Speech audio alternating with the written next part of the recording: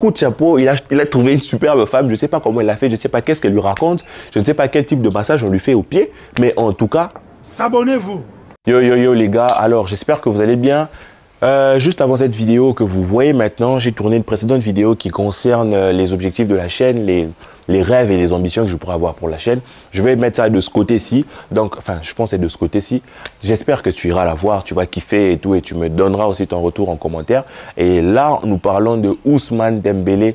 Ousmane Dembélé, un nouvel homme. Ousmane Dembélé, je me demande bien, c'est que sa femme lui donne à manger. J'aimerais bien manger ça aussi, mais c'est un homme totalement transformé. J'aimerais parler de lui en particulier parce que franchement, il m'a bien tapé sur le système, lui, hein, depuis son affaire de prolongation. On va parler de ça ensemble. J'espère que tu seras là jusqu'au bout et que tu prendras ton pied. Alors, on commence après le générique.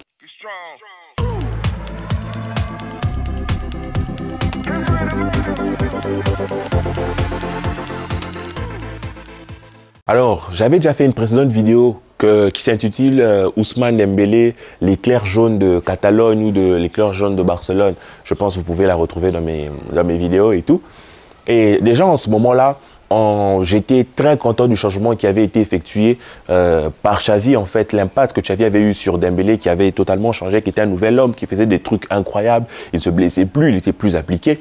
Mais c'est que je constate, depuis que la saison a repris, en fait, sur les matchs amicaux, même sur la fin de la saison, Dembélé il devient monstrueux en fait. Même Xavi le dit. Il dit Dembélé est très très fort pour déstabiliser les défenses et pour faire des passes. Imaginez s'il y ajoute des buts. En fait, comme je vous ai dit, Dembélé m'a tapé sur le système. Il nous a tapé sur le système. Parce que non, il prolonge pas Sissoko qui veut 40 millions et tout. Et aujourd'hui, il touche 6 millions, le salaire a un peu plus qu'Ansu Fati. Et quand tu le vois dans les entraînements, il est super épanoui, super épanoui.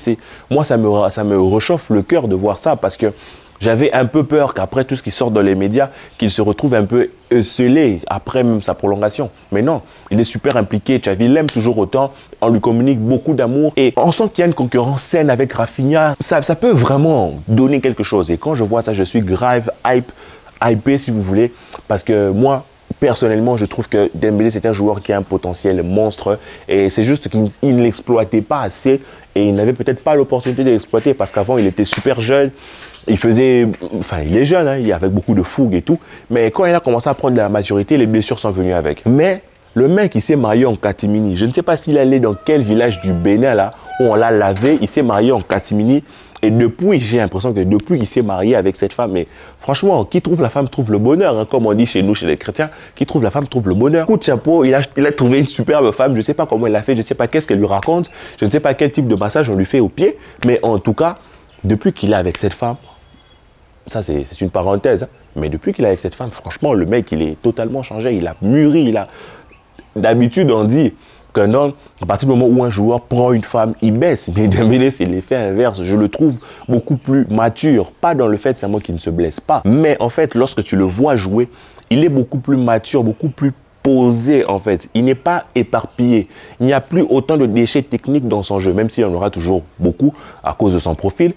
Mais on n'a plus autant. Aujourd'hui, quand tu vois Dembélé, tu te dis « Waouh !» En fait, il est super perturbateur des deux côtés, en fait.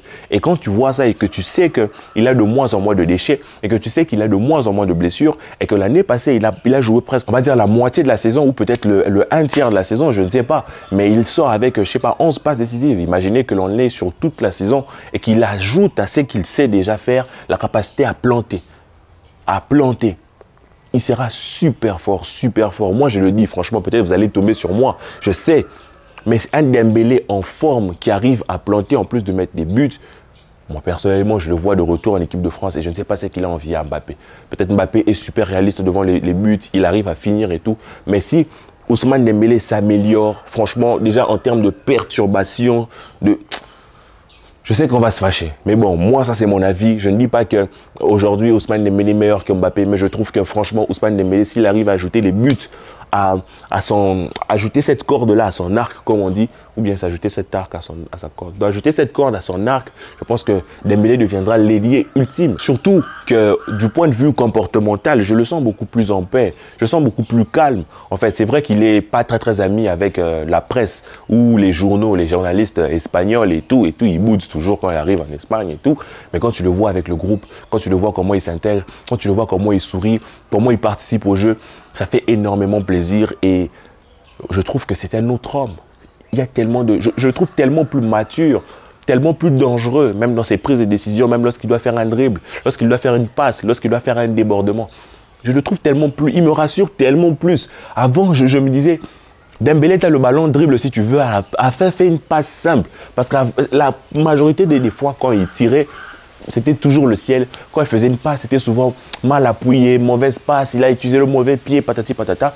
Mais aujourd'hui, Dembélé, quand il a le ballon, je suis admiratif et je me dis, mais qu'est-ce qu'il va nous prendre? Qu'est-ce qu'il va nous sortir? Et quand tu vois qu'un joueur arrive à te faire passer de cette sensation d'insécurité avec lui à une sensation de confiance et d'impatience quand on lui donne le ballon, tu te dis que franchement, il est super fort. On l'a vu lors de la dernière saison, à la fin de la dernière saison, lorsqu'il n'était pas là, c'était compliqué. Ça a été carrément lui, l'homme de la fin de saison, parce qu'il était perturbateur à lui tout seul.